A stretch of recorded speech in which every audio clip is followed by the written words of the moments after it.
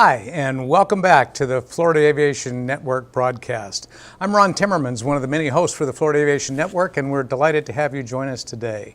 We are at the 51st Annual Aerospace Expo Sun and Fun Adventure in Lakeland, Florida. And we're broadcasting from a beautiful studio that we've set up here in the Central Florida Aerospace Academy. We appreciate them giving us the space to do this. It's great. So we often have some great people that we interview today, and this next few minutes is no different. We've got two young men here that have come a long ways from England to be at Sun and Fun and to join us for this interview today. On my immediate left is Sam Katende, and next to him is Anthony Thomas. And they're both graduates, I guess, or now adult volunteers for the Royal Air Force Cadet program. So Sam and Anthony, good to have you with us. Thank you so much for joining us. So Sam, first time here at Sun and Fun, or have you been here before? I've actually been here 3 years in a row, so this will be my third year. Third year. And I keep on coming back, so it must be amazing. Well, you're welcome to come back. We very appreciate you being here. And Anthony, how about for you? First time here, or you've been here before? This is my 8th year. 8th year? Yes, sir. Okay, good. But you, both of you are no longer cadets in the cadet program. You are now volunteers as adult shepherding and mentoring the young people who are in the cadet program. Is that correct? Yeah, that's correct. Yeah. So how many years were you in the program before becoming the adult volunteer? So I joined when I was 12, and I'm 20 now, so roughly around 8 years in the Air Cadets. All right. So I would like to say you're 20. I hate you for being so young, but I'm happy for you and proud of you. I'm slightly older than that, but that's okay.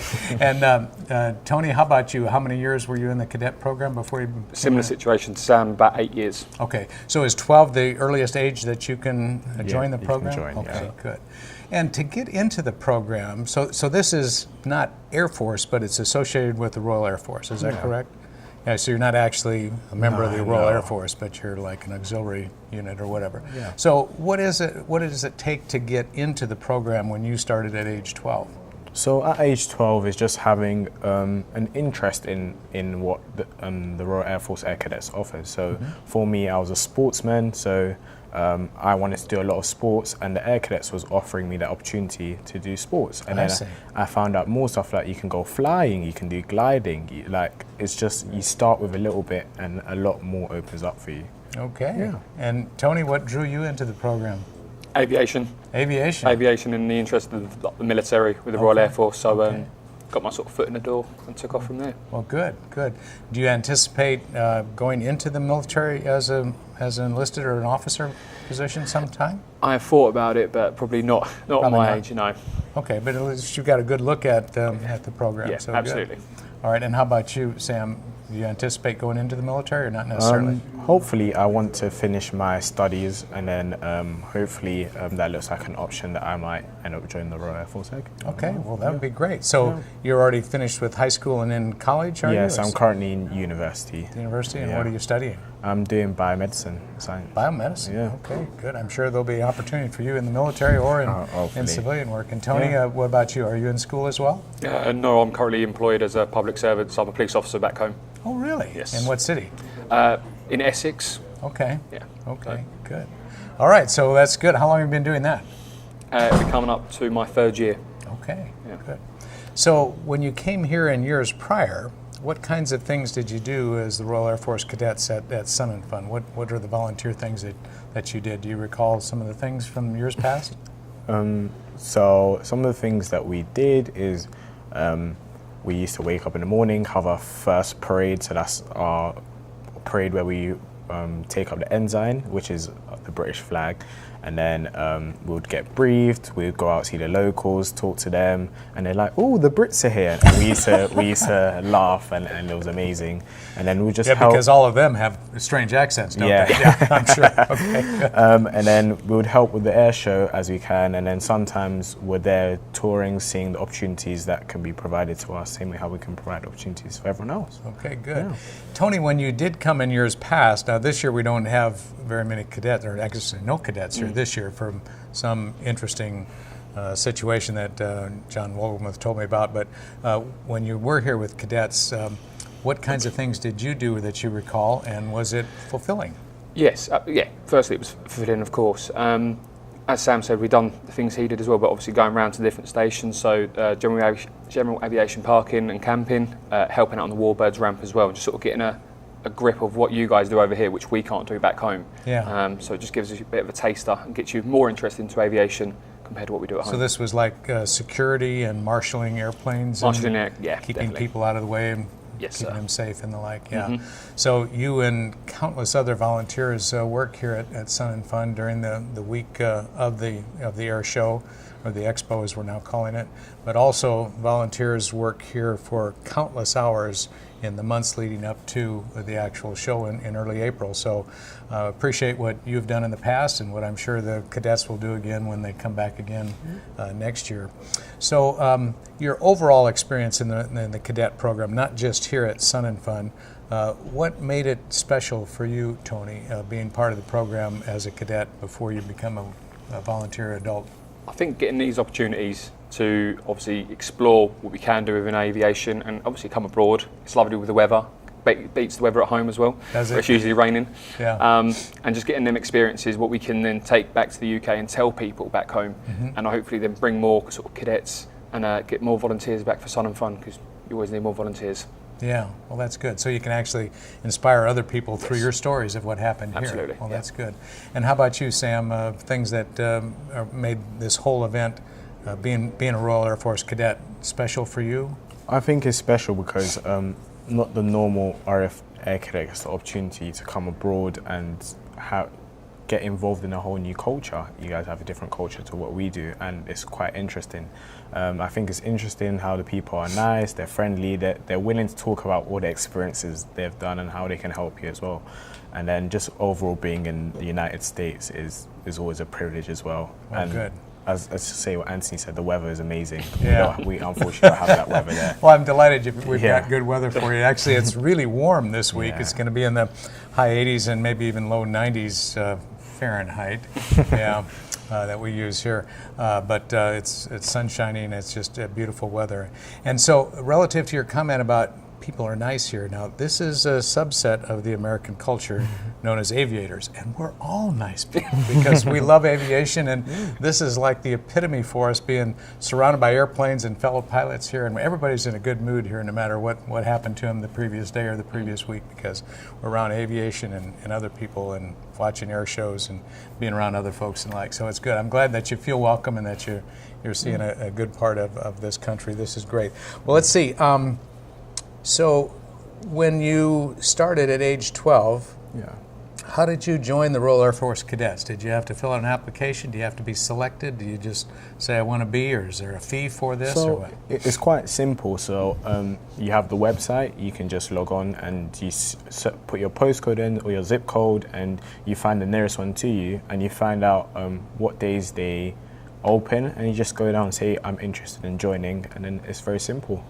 That's all you have to do. Good. And Tony, when you get accepted into the cadets, or when you did some time ago, so are there local units or chapters or groups, or how are you organized? Yeah, so it's very much, we have local units, so to your town or to your city, and then from that it sort of expands into your county, and as your county can vary of how many units it has, and that will then expand further. So the counties have a sort of a wing or regional group, and then that expands obviously to the whole of the United Kingdom. So various hierarchy Yes. of organizations. Okay.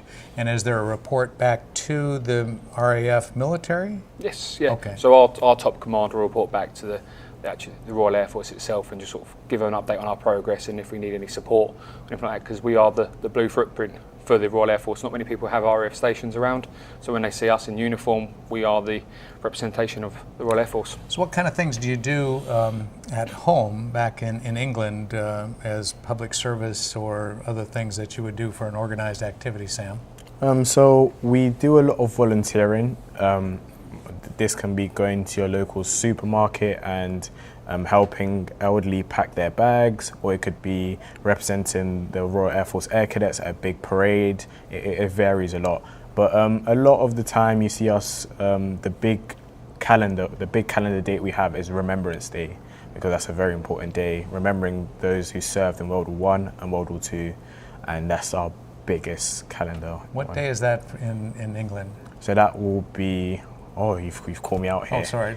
Tony may That's know. all right. November the 11th. November Yeah. 11th. Okay, that's the same as what we call Veterans Day. Yeah. I think that was an anniversary of the end of World War I, if I'm not mistaken, and then we've just continued to honor our veterans. Armistice Day, as some would call it. Yes. But, Yeah. Veterans Day is, I think, it's the official name of the holiday here, but in England it's called Remembrance Day. Remembrance Day. Okay, so that's good. That's good. And so you have parades, you have other activities that honor the veterans that have given the ultimate sacrifice. Well, that's Yeah. always a good thing to do, and I'm sure that instills and inspires you as well. That's good. Excuse me. So I was also going to ask about pilot training now.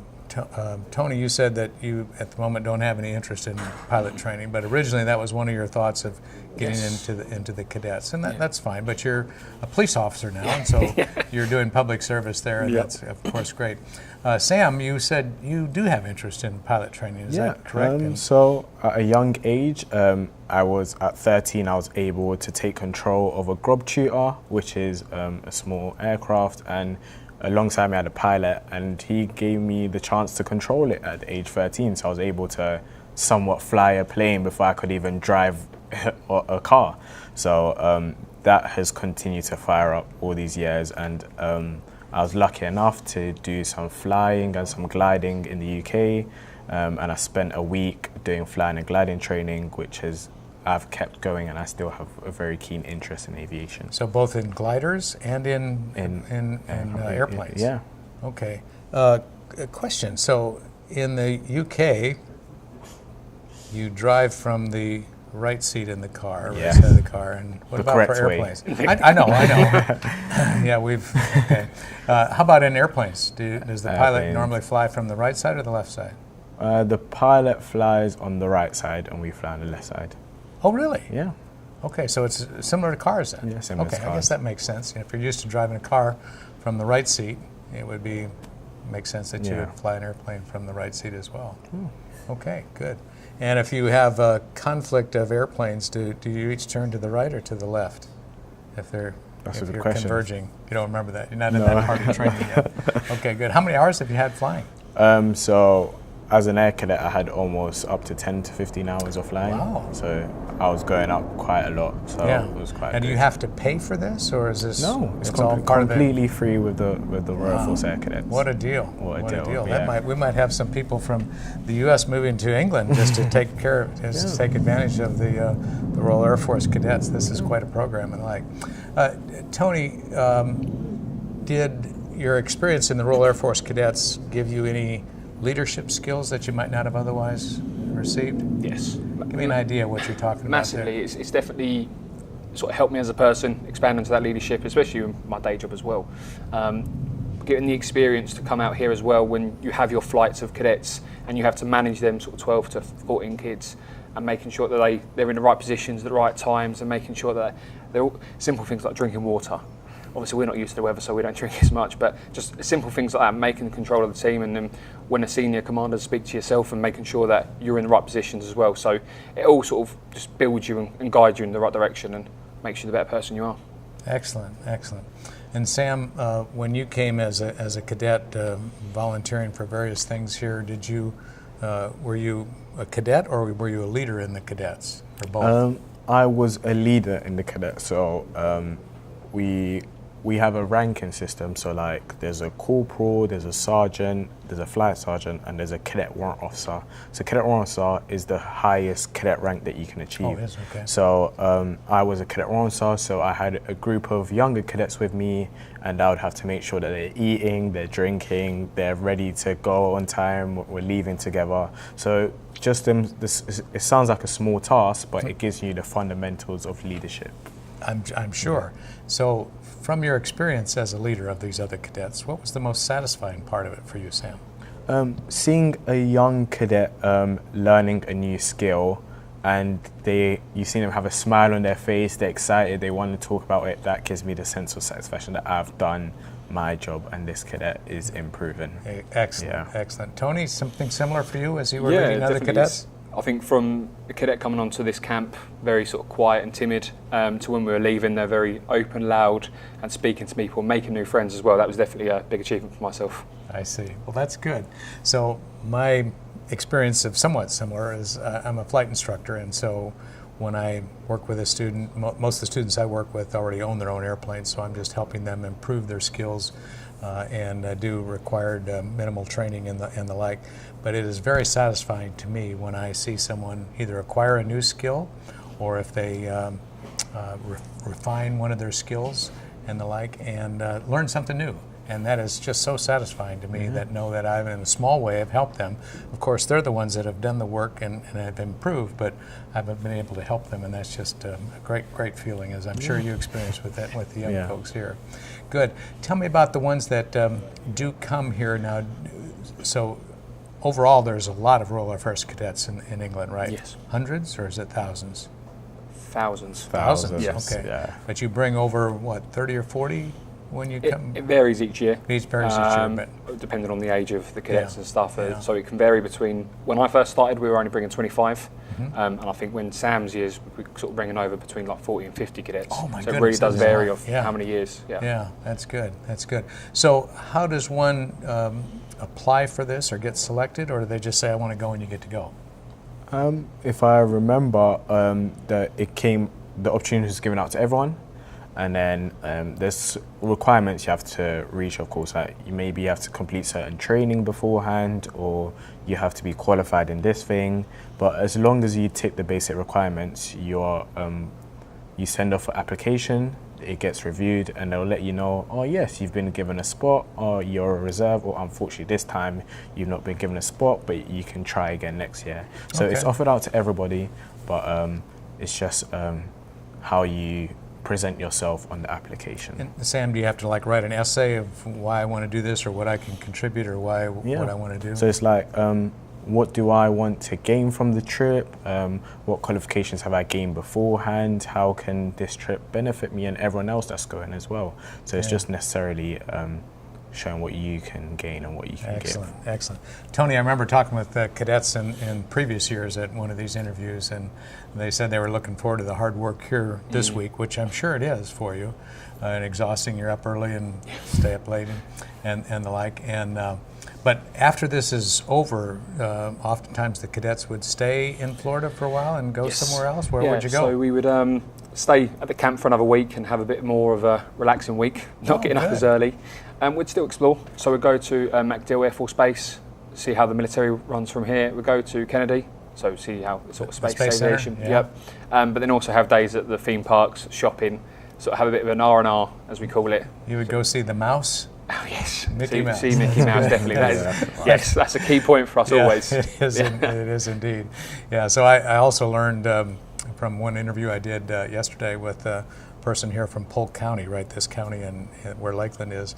There are a lot of activities to do and a lot of theme parks and recreational things that we can do here as well. So it's good. I'm glad you got a chance to do that. Now, how about this time? You're here as adult leaders. Are you going to be able to stay and do some other things, or don't know yet? So we're just here as volunteers this year, obviously with no cadets. So I'm staying with friends who I've met through Sun and Fun. So after Sun and Fun, I'll be sort of relaxing, probably theme parks, a bit of shopping again, and just sort of... For a couple of days? Yes, sir. And definitely. Sam, how about you? I'm like the same as well. Hopefully I'll go to Busch Gardens again, and this time I'll keep my eyes open while I'm going on the rides.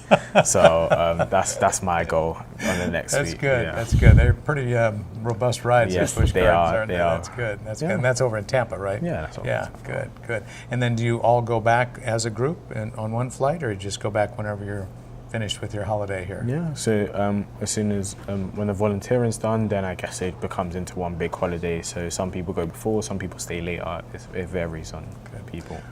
Tony, will you come back again next year if their cadets come? Yes, definitely. Good. And Sam, how about you? Most definitely. Both of you as adult volunteers? As adult Yes. volunteers. So chaperone duties with the cadets, or just leadership, trying to build leadership in? What do you do? Bit of both. Bit of both. chaperone and leadership, yeah. But again, very fulfilling for you. Yeah, very fulfilling. Well, this has been wonderful, Tony. Thank you very much. And Sam, thank you so much very for much. spending a few minutes with us and our audience to learn about the Royal Air Force Cadet Program and what you do and what you help us with at Sun and Fun. Thank you very much for your efforts. It's good to have you Thank here, you and I very hope you much. come back again next year. Will It'll do. be Thank you. great. Yeah, so for the Florida Aviation Network, I'm Ron Timmermans, one of the hosts. Thank you for joining us on this interview with these fine gentlemen from England, our neighbors to the east, and thank them for being here at Sun and Fun. Stay tuned. There are going to be more interviews that'll come with other aviation personalities and specific people that you'll want to hear, so don't go away. Stay tuned for more interviews. Thanks for joining us.